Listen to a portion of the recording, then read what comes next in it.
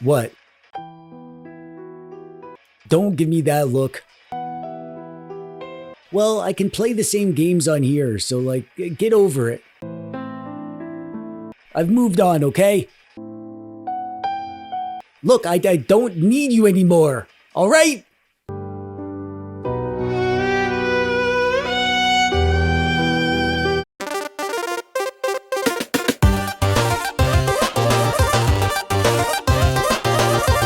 Hey there, how's it going? I'm TechDweeb, welcome. Thanks for clicking on the video today. When the Steam Deck first showed up, I was kinda lukewarm about it. Didn't like the look, didn't like the idea. I mean, I already had computers. Why would I want another tiny computer for my lap to play the same games but slightly closer to my stomach? Which just goes to show how stupid I was. Because I got one and immediately went, okay, this is actually amazing. Turns out that playing your games on the couch in cozy gaming mode is better.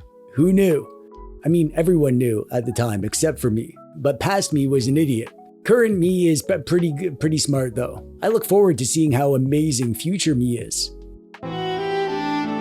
The deck kinda rewired my brain. I got it, and then suddenly I was actually playing my backlog. Indie stuff, older stuff, weird little games that have been staring at me for years like sad puppies in my backlog pet shop window metaphor. I was actually playing them, thanks to the deck.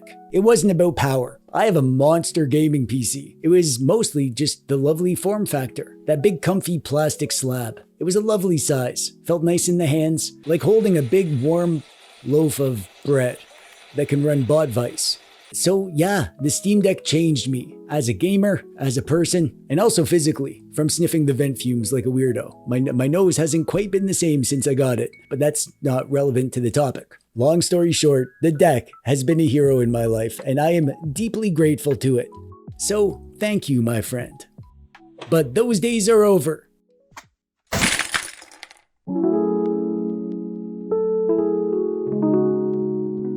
The Steam Deck has been out of stock for a while now. Supply issues, component shortages, all that fun stuff. Turns out that if your product needs RAM and storage, and there's no RAM and storage, you get no product in 2026. Which makes this weirdly perfect timing, because PC gaming on Android handhelds has gotten kinda ridiculously good lately. Almost like the universe planned it. And by universe, I mean the developers of apps like GameNative. We're even starting to hear whispers about actual Steam running on these things. There are some guides and videos out there if you want to see what it's like. It is not ready for prime time yet, in my opinion, but it will be soon, hopefully. But honestly, we don't even need to wait. We don't need to wait for the deck to be back in stock. We don't need to wait for SteamOS on ARM. We don't need to wait for the raccoon in my backyard to drop the act and admit that it does understand human language, as I'm like 100% positive it does, because PC games on Android doodads aren't just working, they are working great. And it makes me feel kind of dirty for saying this, but I owe you the truth, so here it comes. I like playing PC games on my Android handhelds more than on the deck.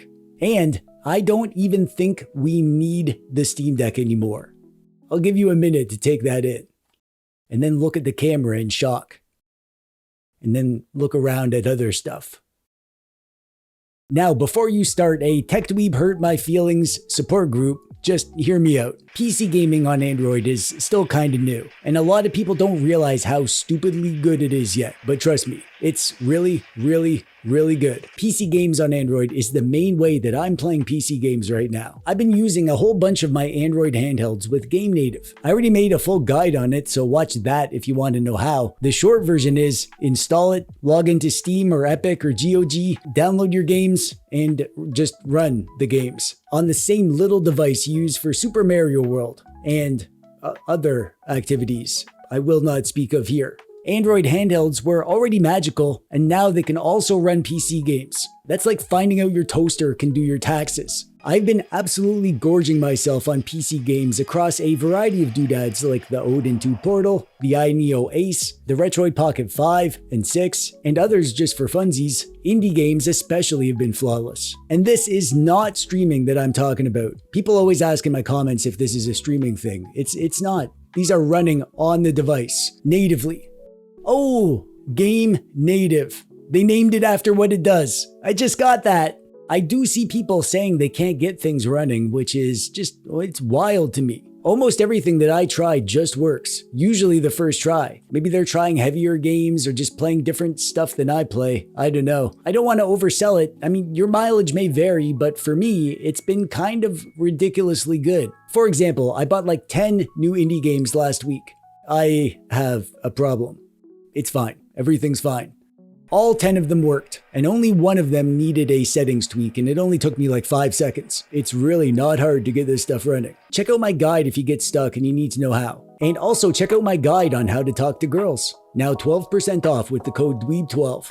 That's dweeb with one E because they messed up my code.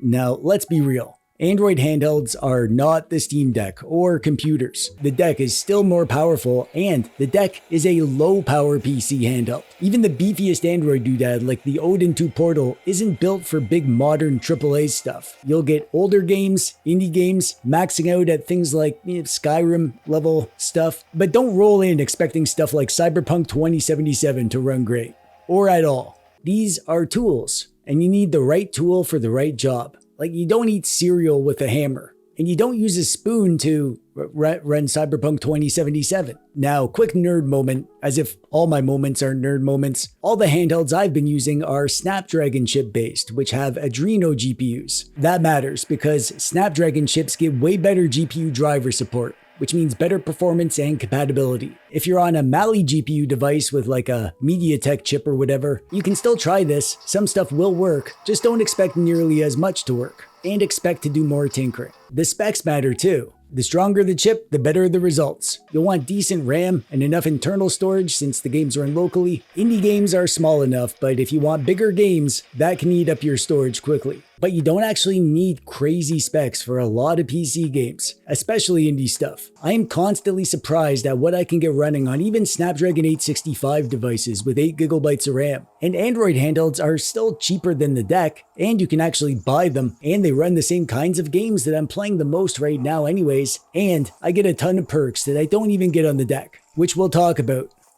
right now, actually.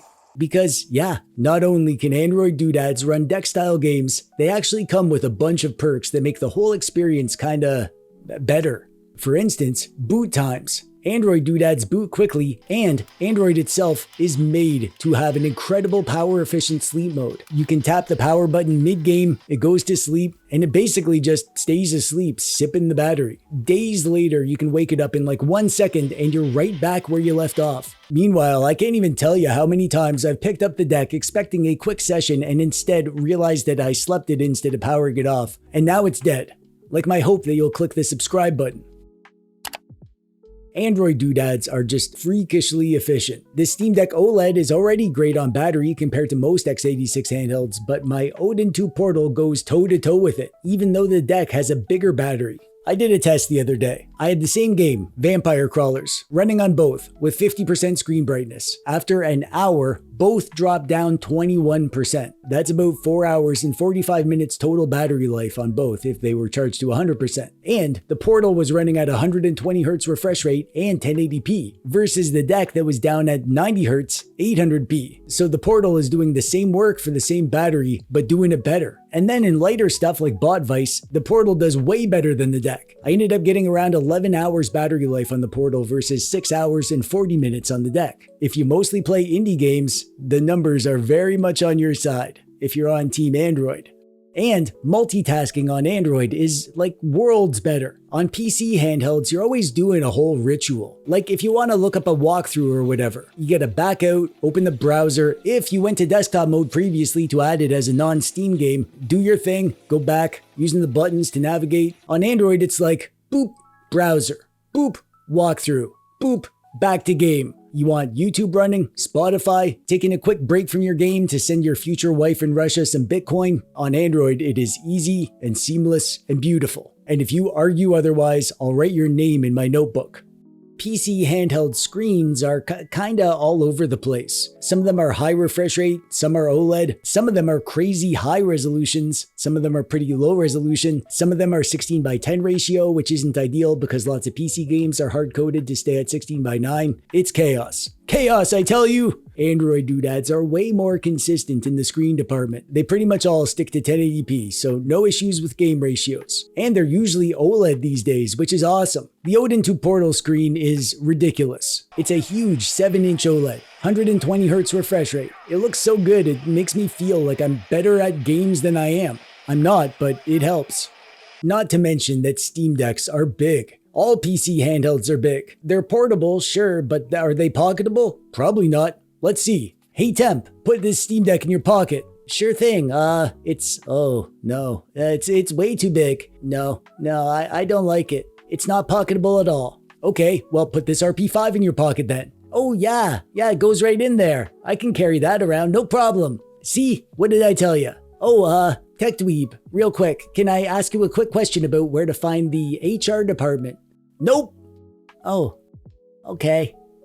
Probably the best reason that I like gaming on Android doodads is how they feel to actually use. The Steam Deck is comfy, yeah, but after using stuff like the Odin 2 Portal, the deck suddenly feels a lot heavier and bulkier than it needs to be considering the kinds of stuff that I want to play. I used to wish that these Android handhelds were full PC devices because I loved the hardware, but I couldn't play my Steam games on them. I did quite a bit of streaming just because I wanted that, but I really just wanted the games running on the devices. And for that, I could only really use the big old deck or the ROG Ally or whatever other massive heavy brick of a PC handheld I was testing. Now I can play them on so many doodads. I'm just sitting here with tons of choice, like a man who opened the cupboard and found multiple cracker options.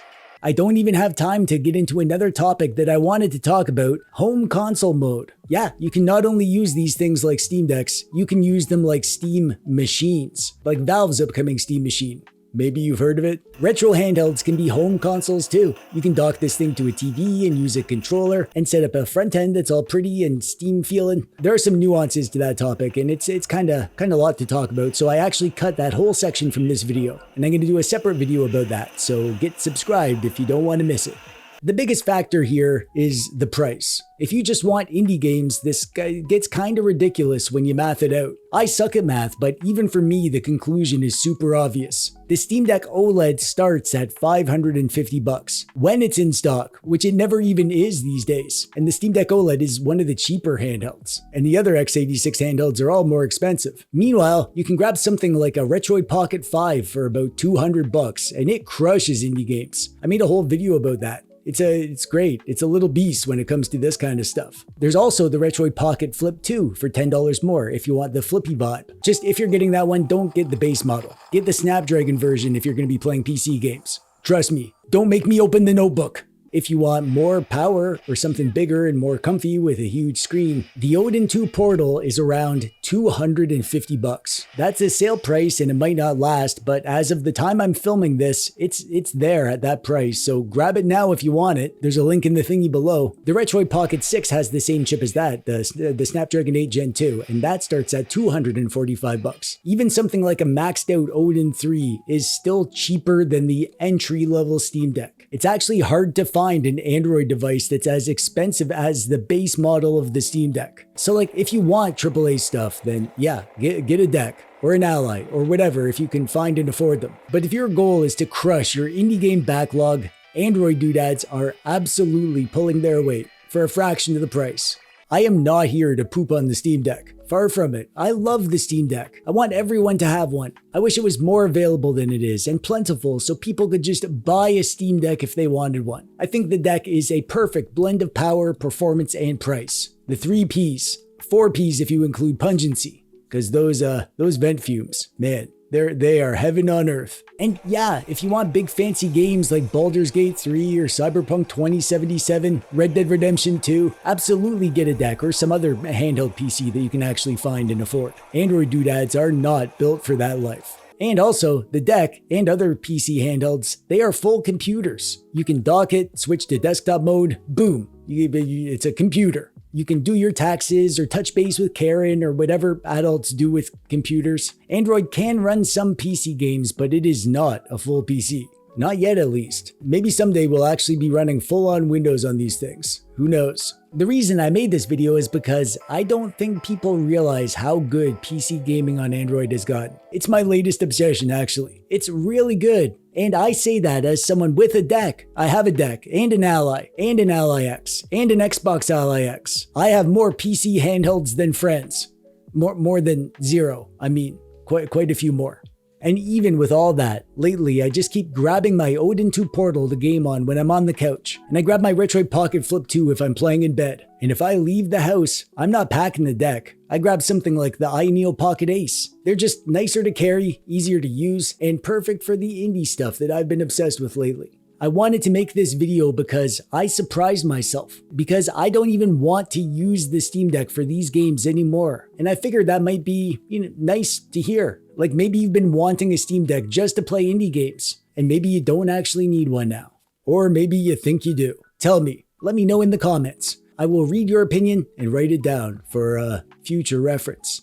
Also, I want to do more indie game content on my channel. Maybe like reviews or compilations, weird experiments, I don't know. Just give me ideas. What kind of indie game stuff would you like to see here on the TechDweeb show? Anyways, that's it from me. Like button, subscribe button, notification, YouTube stuff. You know what to do. I'm TechDweeb. Thanks for watching. Bye-bye.